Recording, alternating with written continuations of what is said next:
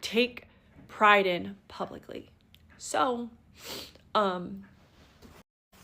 so I wanted to take this trip, and I ended up booking it. He was very upset that I booked it. He wanted me to take him. He wanted me to pay for him to go. At one point, he asked me to put him on my car loan so that he could take out a loan to go to the trip, and he would pay. They could use my car as collateral or something like that. I was like, no, I just want to go by myself, and I ended up going.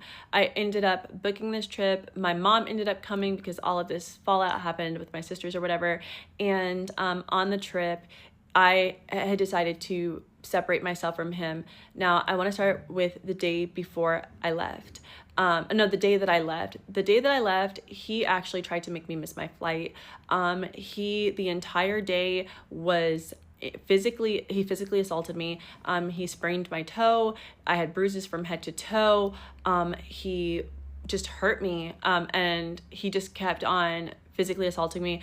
And again, like, I think it was because he just didn't want me to go. And I almost didn't even make the trip. I actually was 5 minutes. I got to the airport at 4:03 and the flight left to Europe, to Ibiza, at 4:50. They told me I was originally not going to get on the flight, and I actually ended up getting on the flight because I was crying and limping and like, no, I planned this whole thing. My mom's waiting for me in Spain. What am I going to do? So they literally let me check my flight. I already checked in the car, but they let me check my bag and such, so we were good. But leading up to me going to Ibiza was hell.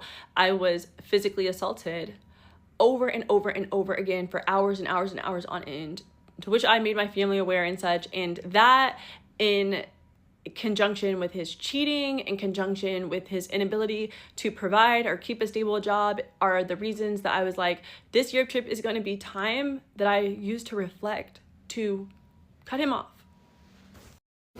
Okay, so I just want to end this part with saying that I decided to go on a trip. I decided that during the trip we would go our separate ways, and the trip was for me to find myself again. And he abused me prior to the trip, like the day of me going to the trip. So it just like further confirmed that we would never work. And I made sure I called my building before I left, because I was able to get him out of my apartment. He wanted to stay when I was gone. I did not want him in my apartment, did not want him driving my car. I took my keys with me. I locked the door. That was a huge fight. Oh my God, it took me hours to get out, but I made sure, and I called down to my building for proof. I have a witness that I told them, do not let anybody in my apartment while I'm gone. There are no authorized guests. There was no authorized guest. Nobody can go in my apartment.